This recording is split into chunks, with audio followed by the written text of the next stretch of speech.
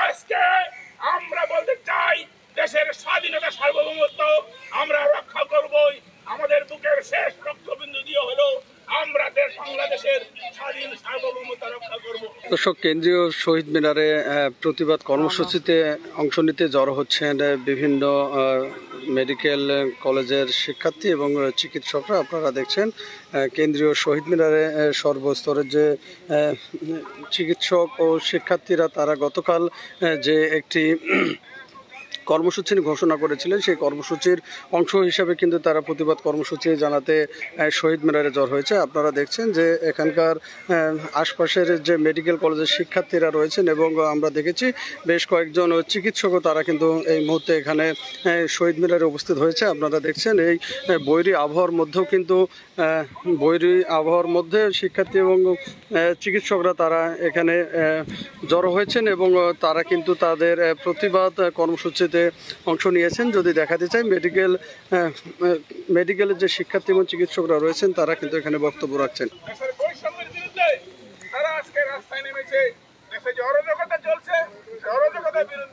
আমরা সকল চিকিৎসক আজকে আমরা তাদের পাশে আছি এবং সর্বক্ষণ তাদের পাশে থাকবো এবং তাদের যে যৌক্তিক দাবি, তাদের যে যৌক্তিক আন্দোলন, এই আন্দোলনে আমরা তাদের শক্তি যোগাবো এবং সর্বক্ষণ তাদের পাশে থাকবো, এই আশাবাদ আমরা ব্যক্ত করছি। পাশাপাশি আমরা কথাও বলতে চাই, ছাত্র সমাজকে গুলি করে দমানো যাবে না। ছাত্র সমাজ রাজপথে নেমে এসেছে। ছাত্র সমাজ দাবি আদায় করে ঘরে ফিরবে। আমাদের ছাত্র সমাজের রক্তকে আমরা বৃথা যেতে দেব না। আমাদের এই ভাই বোনদের রক্ত আমরা বৃথা যেতে দেব না। ছাত্র সমাজের রক্ত কোনোদিন বৃথা যায়নি। সুতরাং বাংলাদেশে আজকে গণতন্ত্র পুনরুদ্ধারের আন্দোলনে, বৈষম্য বিরোধী, কোটা বিরোধী আন্দোলনে ছাত্র সমাজের রক্ত বৃথা যাবে না। আমরা সকল শহীদদের প্রতি, সকল শহীদদের আত্মার মাগফিরাত কামনা করছি। আমরা সকল শহীদ পরিবারের প্রতি সমবেদনা জ্ঞাপন করছি। সকল শহীদ পরিবারের যে অপূরণীয় ক্ষতি হয়েছে, সেই ক্ষতি কোনোদিন পূরণীয় নয়। আজকে আমরা সকল ছাত্রছাত্রী গায়ে বুকে বুলেট বিদ্ধ করে তাদেরকে রাজপথে তাদের লাশ ফেলে দিয়ে আজকে আমরা মেট্রো রেলের জন্য মায়া কামনা করি। আজকে হায়নার আক্রমণ থেকে শিশুরাও রেহাই পায়নি। বাবার কোলে সন্তান, সেই সন্তানের চোখে গুলি লেগে মাথার পিছন দিয়ে বের হয়ে গেছে। আজকে আমরা কোথায় নিরাপদ? ঘরের মধ্যে নিরাপদ নই। ছাদে ঘুরতে গিয়েছেন, ছাদে গুলি লেগে মানুষ নিহত হয়েছেন। আজকে আপনি কত মানুষ হত্যা করবেন? আজকে আপনি কত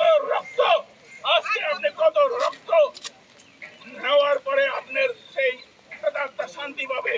আমরা মনে করি আপনার দেশ পরিচালনার কোন ম্যান্ডেট নাই।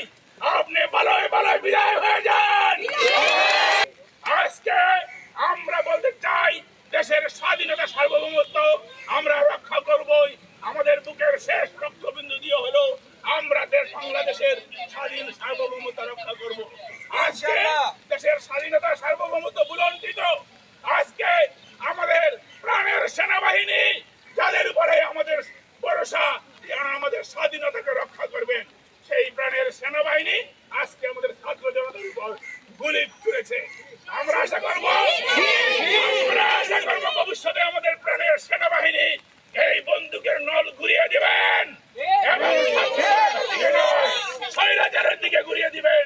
সবাইকে স্বৈরাচার মুক্ত বাংলাদেশ কামনা করে আমি আমার বক্তব্য